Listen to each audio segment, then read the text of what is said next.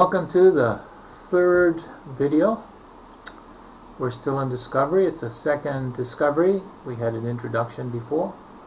We want to focus on reading and critical thinking, which is putting information into previous groupings.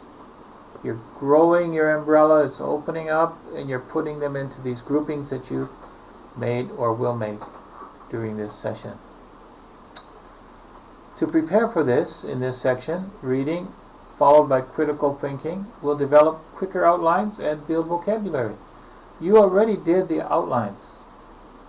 Well, you haven't done them all, but we started to think about outlines, and we want to build vocabulary. And that all takes critical thinking. You have to think differently, not just what is vocabulary, but how does it fit? How does that vocabulary fit into the ideas you already have? What about the outlines? How does your vocabulary fit in the outlines? And you will discover vocabulary is very important. A list of possible vocabulary ideas will be given and is given in the book. You have two vocabulary ideas. One is from the rewritten story in the book, and the second, which is following at the end of the program, there's a list of vocabulary from the URL story, and that's where you get most of your quiz. To make definitions without a dictionary can be a challenge, and that's what we want to do. This is important because when preparing for a debate, grasping information quickly is crucial. You have to think, oh, this is a new word, what does it mean? You don't have a dictionary, and you don't have your phone to go Naver Dictionary or Papago, but you do have your ideas. You have what you know. You have your already ideas prepared. And so when you hear a new word, how does it fit your outline? How does it fit your argument? How does it fit your knowledge and your opinion? That's what we want to work on, because so crucial. You're in this debate, you hear a new word, and you can forget about everything, or you can just continue and look at the context and write quickly a definition you think is there, so you don't lose the idea, and you can continue listening to what is presented. Vocabulary is deciding which vocabulary has value. This is how you want to look at vocabulary. Does it have value, and does it create conflict? If it creates conflict in your presentation, it will develop stronger comprehension skills, but maybe it's not something you want to use in your debate, or something you should know in case somebody else uses it in your debate. Reading is again very important, and the story written is like 10 paragraphs long, not long.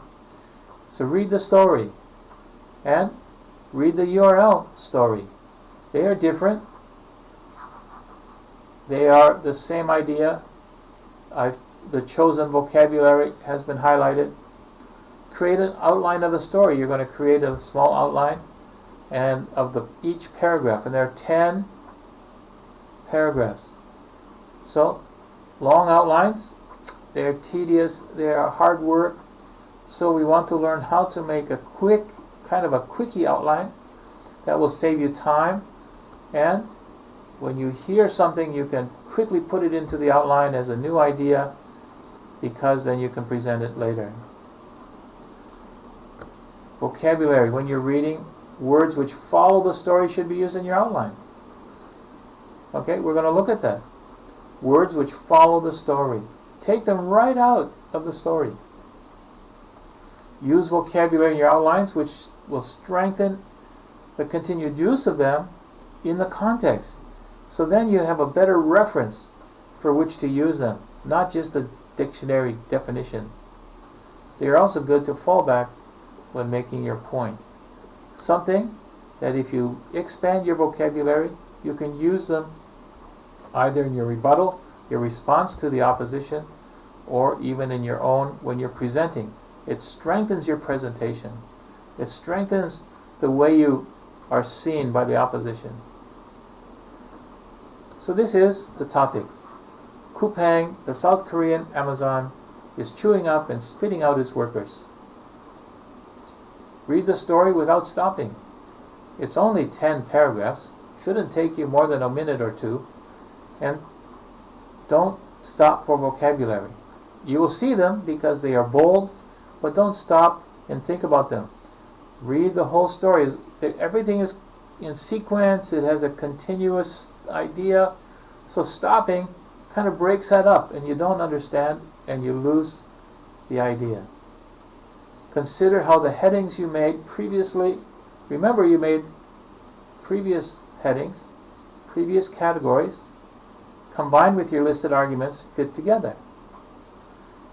So when you talk in a group, how do they fit together into these categories? You would talk about the categories with your team members, and how does it all fit together? Discuss your arguments. What is your argument? Now, we haven't developed any arguments, but in your opinion, you should have some idea of some arguments you can for or against. And if you make an outline, then it's very easy. Outlines help you develop those little side arguments or major arguments. Next will be the listed vocabulary, which is in bold. So when you're outlining, you ask yourself, what do I know about this topic? 4 different ideas you have found in the story. Here are 3. They're labor issues. Coupang and its employees. Amazon and their employees. Those are big issues. Management. How does management and labor, they come together? And employees. Labor is employees. Management and employees are labor. They all fit together. So what's the 4th one? Or add some more. Add some more to them. Ideas have been generated. So now you're starting to have these ideas. Links to the story are made. And as you make the outline, use the following to revisit the discoveries you have made. Always keep going.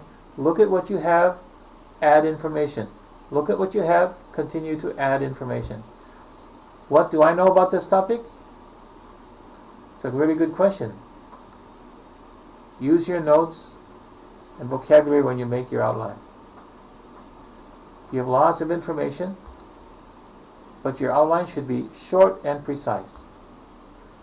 Look at your answers under discussion to reflect the new ideas. Take your answers, put them under discussion to make new ideas. Always create new ideas. Don't always have only one. Always add one. It's like 1 plus 1. Always add one, even 2. These new ideas will help you form your debate ideas. They are the foundation. They are the beginning of that debate idea. Vocabulary. Expand your ideas for each. I have given my ideas. You create your own idea of each vocabulary. It doesn't have to be long. It can be different. Many English words have very many different ideas and definitions. So, think of one. When you read the story, think of it and say, what do you think it means?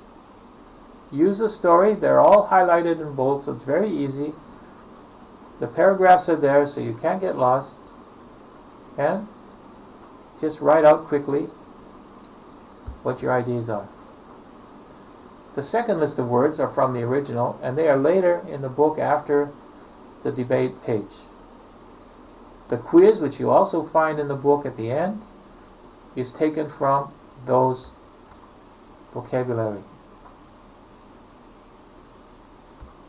Prepare to discuss the extra definitions you have made and challenge those which are different. Everybody has a different idea. Challenge different. Challenge those things which are different.